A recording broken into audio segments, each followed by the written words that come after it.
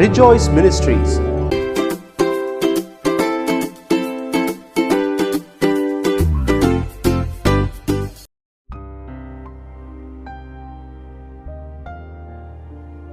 எந்த ஒரு வலினாலும் சரி, நான் எத்தனையோ பேருக்காக ஜெபம் பண்ணிருக்கேன். எத்தனையோ கேன்சர் பேஷண்ட்ஸ் வலியில துடிச்சிட்டு இருப்பாங்க. கீமோக்கு போயிட்டு வந்து அப்படியே சக்க மாரி கிடக்குறேன்னு சொல்லுவாங்க. பாருங்க, ஒரு பழத்த புழிஞ்சி அந்த சக்கைய போடுற மாரி தான் அந்த சரீரத்துல இருக்க பலனெல்லாம் போய் ஒண்ணுமே இல்ல. அவ்வளவுதான் அவுட் இதோடன்னு சொல்லிட்டு இருப்பாங்க. அப்பதான் மெதுவா அந்த கீமோடைய ஒர்க் பண்ணி மெதுவா ஜீவன் வரும். மறுபடியும் மெதுவா அவங்களால எந்திரிக்க முடியும். மெதுவா அவங்களால செயல்பட முடியும். வலி அப்படியே கொஞ்சம் கொஞ்சமா குறையும். அப்ப கர்த்தருடைய நாமத்துல நான் சொல்றேன், நான் ஜெபம் பண்ண அந்த அந்த கீமோக்கு போறதுக்கு முன்னாடி என்கிட்ட தயவு செய்து ஃபோன் பண்ணுங்க. என்கிட்ட தயவு செய்து ஜெபம் பண்ணிக்கங்கன்னு நான் சொல்லுவேன். அவங்க வந்து ஒரு ஒரு ஸ்டாஃப் தான் எங்க காலேஜ்ல கெமிஸ்ட்ரி டிபார்ட்மெண்ட் ஸ்டாஃப். அவங்க இறந்துட்டாங்க. ஆனா அவங்களுக்காக நான் அந்த மாதிரி தான் ப்ரே பண்ணுவேன். அவங்க இன்னைக்கு 7 மணிக்கு எனக்கு புக்கிங் ஆயிருக்கு. இன்னைக்கு வந்து 3வது கீமோ எனக்கு ப்ரே பண்ணுன்னு சொல்லுவாங்க. நான் ப்ரே பண்ணி அனுப்புவேன். வலி ஒண்ணு கூட வரக்கூடாது ஆண்டவரேன்னு சொல்லி அவங்களுக்கு வலியே வந்திருக்காது பாருங்க. அவங்க திருப்பி வந்து சொல்லுவாங்க, டாஃப்னி எனக்கு ஒமட்டுற மாதிரி எனக்கு சென்சேஷன் வரல, எனக்கு வலி வரல, நான் நல்லா இருக்கேன், மற்ற நாள்ல இருக்க மாதிரியே தான் தெம்பா இருக்கேன்னு சொல்லுவாங்க. கர்த்தருக்கு மகிமை உண்டாகட்டும். நடுவுல ஒரு தடவை கீமோக்கு ஃபிக்ஸ் ஆகி போனாங்க. என்கிட்ட ஜெபம் பண்ண மறந்துட்டாங்க, சொல்ல மறந்துட்டாங்க. பாவம், அன்னைக்கு அவங்க வலியில துடிச்சு போயிருக்காங்க. அப்ப பாருங்க, ஒரு ஜெபத்துக்கு எவ்வளவு மகிமை இருக்கு. ஆண்டவர் எப்படிப்பட்ட ஒரு தெய்வம், எவ்வளவு நேசிக்கிறாரு, எப்படி ஆசீர்வதிக்கிறாருன்னு இப்ப நாங்க வந்து ஒவ்வொரு உறுப்பையும் நம்ம யோசித்து பார்க்கும்போது, நம்மளுடைய மூளை, நம்மளுடைய கிட்னி, நம்மளுடைய ஈரல், அதுக்கப்புறம் பேன்க்ரியாஸ், மசில் ரிப்பேர், அதுக்கு ரிப்பேர் ஆகுது. அதுக்கப்புறம் நம்மளோட இன்டெஸ்டைன்ஸ், நம்மளோட கட் ஹெல்த் எல்லாமே வந்து ஒரு ஒரு டைம்ல வந்து அது பாட்டுக்கு செயல்பாடு ஆயிட்டே இருக்கு பாருங்க. அப்ப இதுக்கு நம்ம ஊன்றுகோலா நம்ம என்ன செய்யணும் அப்படின்னு சொல்லி நான் யோசித்து பார்க்கிறேன். நம்ம எதை சாப்பிடணுமோ அதை தான் சாப்பிடணும். எதை சாப்பிடக்கூடாதுன்னு இருக்குதோ அதை விட்டுறணும். அப்படி உள்ள ஒரு ஸ்ட்ரிக்ட், ஒரு டிசிப்ளினோட ஒரு சாப்பாட்டு வழிமுறை, ஒரு லைஃப் ஸ்டைல் நமக்கு இருக்குமானால் நமக்கு நீடிய வாழ்வு நிச்சயமா உண்டு. ஆண்டவர் சொல்றாரு, உன்னுடைய சரீரம் நான் தங்கும் ஆலயம், அதை அசுசிப்படுத்த கூடாது. அந்த ஆலயத்துல நான் தங்கணும்னு நினைக்கிறேன், நான் உன்னை யூஸ் பண்றேன், நான் உன்னைய வந்து என்னோட பிள்ளையா ஏற்றுக்கொண்டிருக்கிறேன். அந்த டெம்பிள் ஆஃப் காட், அதுதான் உன்னோட சரீரம். அதை நீ வந்து காத்துக்கோ, அதை நீ நல்லா பாத்துக்கோ அப்படின்னு சொல்றாரு. ஆகவே ஏதோ சிகரெட் குடிச்சான், ஏதோ ட்ரிங்க்ஸ் குடிச்சானா அதுக்கான வந்து ஒரு ரிசல்ட் என்னன்னா, அவனுக்கு வந்து நிச்சயமா ஒரு பிரச்சனைன்னு வந்துரும், ஒரு வியாதின்னு வந்துரும், ஒரு பெரிய ஒரு வியாதின்னு வந்துரும். ஆனா அந்த வியாதி வராத படிக்க நம்மளுடைய லைஃப் ஸ்டைல்ல நம்ம காப்பாத்திக்கிற அளவுக்கு நம்மளுடைய சாப்பாடு வழிமுறைகள், நம்ம கெட்ட ஹேபிட்ஸ்ல விழுந்துராம நம்ம பாத்துக்கிட்டோம்னா நிச்சயமா ஆண்டவர் இந்த ரீஜெனரேஷன் நம்ம சரீரத்துல அது டைமுக்கு டைம் அது வந்து அது சரி பண்ணிட்டே இருக்கும். அப்ப நம்ம இருதயம் பாருங்க சரியாயிடும். முதல்ல சொல்லுவாங்க ரொம்ப ஒரு மாதிரி இருந்துச்சு, இப்ப பரவாயில்லையே அப்படின்னுவாங்க. ஏன்னா அது ரீஜெனரேஷன் ஆயிருக்கு. ஒருத்தங்க சொல்றாங்க, எனக்கு தலைவலி முந்தி ரொம்ப இருந்துச்சு பாருங்க, இப்ப அந்த தலைவலியே வர்றதில்லை. ஏன்னா அந்த பிரெயினுக்குள்ள இருந்த நர்வ்ஸ் எல்லாம் இப்போ வந்து ரீஜெனரேட் ஆயிருக்கு. அதனாலதான் அவங்களுக்கு தலைவலியே இல்லை. இப்ப அது மாதிரி நான் நிறைய பேர் இப்ப கேட்க ஆரம்பிச்சேன், உங்களுக்காக நான் இதுக்காக ப்ரே பண்ணேனே என்ன ஆச்சு அப்படின்னு. ஆமா, கொஞ்ச நாள் வரைக்கும் இருந்துச்சு, அப்புறம் அதை காணவே இல்லை. Yes, that is the power of regeneration that Jesus Christ is wanting us to enjoy in this life. Hallelujah. What a lovely God. What an awesome God. எவ்வளவு ஒரு அருமையான தெய்வம் பாருங்க. இப்படி ஒரு மனுஷன் வாழ்ந்து சுகமா இருக்கட்டும்ங்கிறதுக்காக நீடிய வாழ்வு கொடுத்து, நீ பாரு, நான் உலகத்துல உனக்காக எவ்வளவு நேச்சரை படைச்சிருக்கேன், என்னென்ன உனக்கு படைச்சு வச்சிருக்கேன், இதெல்லாம் நீ கவனிக்கலையா? இதையெல்லாம் நீ பார்க்காம நீ உன் வாழ்க்கையவே பார்த்து பார்த்து நொந்து நொந்து நொந்து இப்படி போய் உட்கார்ந்துருக்கிறியே அப்படின்னு சொல்ற மாதிரி இருக்கு. இப்பவும் கூட உங்களுக்கு டைம் ஆகல, லேட் ஆகல, என்ன வயசுனாலும் உங்களுக்கு 90 வயசுனாலும் நீங்க நல்லா இருப்பீங்க. ஹalleluya. நான் ஒரு ஹாஸ்பிட்டல்ல ஒருத்தங்கள மீட் பண்ணேன். அவங்களுக்கு 92 வயசு. என்ன அருமையா இருக்கிறாங்கங்கிறீங்க. அவங்க ஜோரா என்கிட்ட வந்து அதே ஹாஸ்பிட்டல்ல தான் நான் அட்மிட் ஆயிட்டு இருந்தேன்.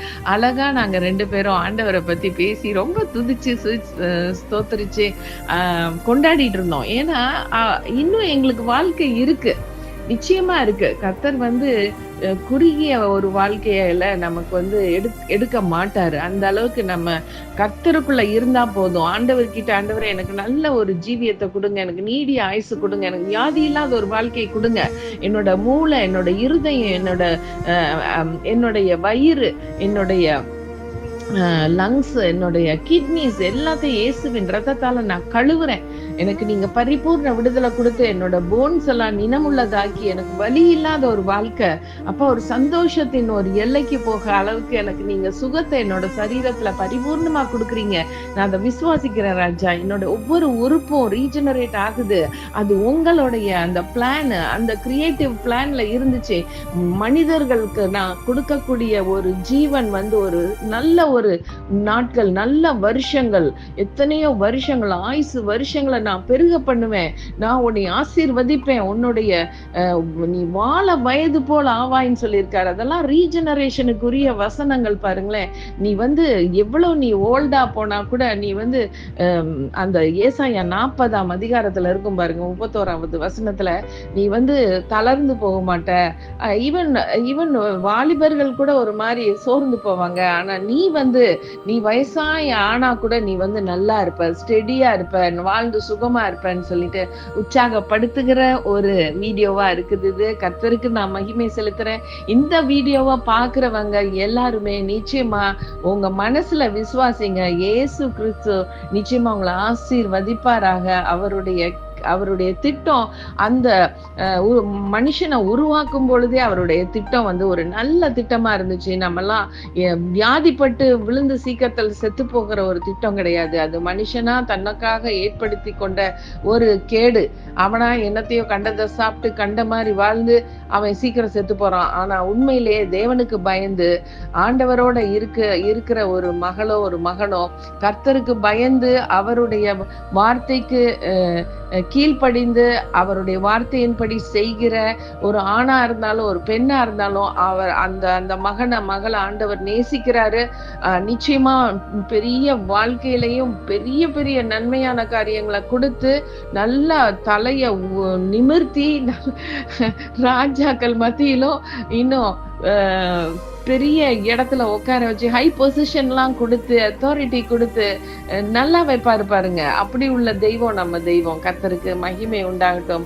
அவர் சொல்றாரு, இட்டர்னல் லைஃப் உனக்கு கிடைக்கும் போது நீ மரித்து போனாலும் நீ என்கிட்ட தான் வரப்போற, என்கிட்ட வந்து எங்க இருக்க போற, எனக்கு பக்கத்துலதான் நீ உட்கார்ந்து இருக்க போறன்னு தனக்கு சரிசமமாக ஒரு கடவுள் வந்து உட்கார வைக்கிறாரு பாருங்க. அதெல்லாம் நமக்கு தகுதியே கிடையாது. நம்ம யாரு, ஒரு பொட்டுல அடிபட்டா செத்து போயிருவோம், அந்த அளவுக்கு ஒண்ணு இல்லைன்னு நம்ம நினைக்கிறோம். ஆனா கர்த்தர் பாதுகாப்பின் தெய்வமா இருக்கிறார். He is a God of protection. Hallelujah. He protects us from death, from sin, from எல்லாத்துலயும் protect, save பண்றாரு. அதனால ஜீசஸ் சேவியர்னு சொல்றோம். அவரு தான் உங்களை காப்பாற்ற முடியும், உங்களுடைய சரீரத்தை காப்பாற்ற முடியும், உங்களுக்கு ஜீவனை கொடுக்க முடியும், உங்களுக்கு மறுவாழ்வு கொடுக்க முடியும். Hallelujah. Such a lovely God he is. Amen. நம்ம ஜெபிக்கலாம். நல்ல தகப்பனே, இந்த நாள்ல ஆண்டவர் ஒரு விசேஷித்த ஒரு காரியம் எனக்கு கிடைச்சது நிமித்தம் ஒரு வீடியோ, இந்த வீடியோ நான் போடுறேன். இதை எல்லாரும் பார்க்கணும். பார்க்கிறவங்க எல்லாருமே உண்மையிலே உணர்த்தப்பட்டவர்களா, அவங்களுடைய ஜீவிய வாழ்க்கையில இன்னைக்கு வரைக்கும் குடிச்சிட்டு இருந்தவன் குடிய நிறுத்தணும் இயேசுவின் நாமத்தினால. சிகரெட் பிடிச்சிட்டு இருக்கவனுக்குள்ள அவனுக்குள்ள ஒரு கன்விக்ட் பண்ணுங்க lord. Let him stop smoking father God. Let him stop all the liquor father God. அவன் கண்டதெல்லாம் அவன் சரீரத்தை போட்டு அவனோட லிவரை கெடுத்துக்கிறான், அவன் கிட்னியை கெடுத்துக்கிறான், ஹார்ட்டை கெடுத்துக்கிறான், பிரெயினை கெடுத்துக்கிறான். இந்த சூழ்நிலையை மாற்றுங்க ராஜா. மனிதர்கள் சுகமாய் வாழ நீங்க வழிவாசல்கள் திறங்க. ஆசீர்வதிங்க ராஜா. உடைய கிருபை என்றென்றும் உள்ளதப்பா. ஆசீர்வதிங்கப்பா. ஒவ்வொருவரையும் பலப்படுத்துங்க, தைரியப்படுத்துங்கப்பா. கர்த்தர் இந்த ஜெபத்தை கேட்கறதுக்காக ஸ்தோத்திரம். நிறைய பேர் இந்த வீடியோவை பார்த்து நிறைய அற்புதங்கள் எனக்கு என் வாழ்க்கையில நடந்துருச்சு, என் சரீரம் இப்பவே சரியாயிடுச்சு, நான் ஃபீல் பண்றேன், நான் விசுவாசிக்கிறேன்னு சொல்லி வர்றவங்க ஒவ்வொருவரையும் நீங்க தூக்கி எடுங்க ராஜா. உளையான சேற்றுல இருந்து கூட நீங்க தூக்கி எடுத்து நீங்க ஆசீர்வத்து வைப்பீங்க. உடைய கரத்துல ஒப்பு கொடுக்கிறோம் ராஜா. தொடர்ந்து ஆசீர்வதிங்க. செத்தவனை உயிரோட எழுப்பினவர் இயேசு. கண்கள் இல்லாதவங்களுக்கு கண்கள் பார்வையை கொடுத்தவர் இயேசு.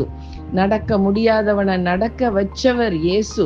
ஆண்டவரே, நீங்க குறுகின ஒரு சூம்பின கையுடையவனுக்கு கைய நேரா அந்த நிமிஷமே அவுட்ஸ்டாண்டிங் மிராக்கிள் நடந்துச்சு. அந்த நிமிஷமே கை வளர்ந்துச்சு நீங்க ஜெபிச்ச உடனே. அப்படி உள்ள அற்புதங்களை செய்த இயேசு இது ஒரு மகா பெரிய அற்புதம். ஒவ்வொருவருக்குள்ளேயும் ஒரு விசுவாசத்தை தட்டி எழுப்பக்கூடிய, ஒரு ட்ரிகர் பண்ணக்கூடிய ஒரு அருமையான ஒரு காரியத்தை அறிந்து கொண்டேன். இன்னைக்கு நான் சுகமா இருக்கிறேன், நான் நல்லா இருக்கேன், என்னோட சரீரத்தின் அவயங்கள் எல்லாம் ரீஜெனரேட் ஆயிருச்சு இயேசுவின் நாமத்தினாலே. நான் கர்த்தருக்குள் பராக்கிரமசாலின்னு சொல்லி சந்தோஷப்படுறேன். என்னுடைய ஆயுசு வருஷங்கள் நிச்சயமா நிறைய இருக்கும். ஏன்னா நான் கர்த்தரோட பிள்ளை, அவருக்காக ஊழியம் செய்யறவ. நான் நிச்சயமா ஆண்டவருக்காக என்னுடைய முடிவு நாள் வரைக்கும் நான் கர்த்தருக்காக ஊழியம் செய்வேன், அவருடைய நாமத்தை உயர்த்துவேன் என்று சொல்றேன். நன்றி தகப்பனே, நன்றி தகப்பனே. தாழ்த்தி உடைய சமூகத்துல என்னை அர்ப்பணிக்கிறேன் ராஜா. என்னுடைய ஆவி, ஆத்துமா, சரீரம் உமக்கு உரியது ராஜா. நீர் எடுத்து பயன்படுத்துங்கப்பா. உடைய கரத்திலே ஒப்பு கொடுக்கிறோம் ராஜா. யாரெல்லாம் ஆண்டவரே இந்த வீடியோ பார்த்து இந்த ஜெபத்தை கேட்கிறாங்களோ அவங்க எல்லாம் கூட என்ன கால் பண்ணட்டும் ராஜா. நான் அவங்களுக்காக ஜெபம் பண்ண ரெடியா இருக்கேன்ப்பா. கர்த்தர் ஆசீர்வதிங்க இயேசுவின் நாமத்தில் பிதாவே. ஆமென், ஆமென்.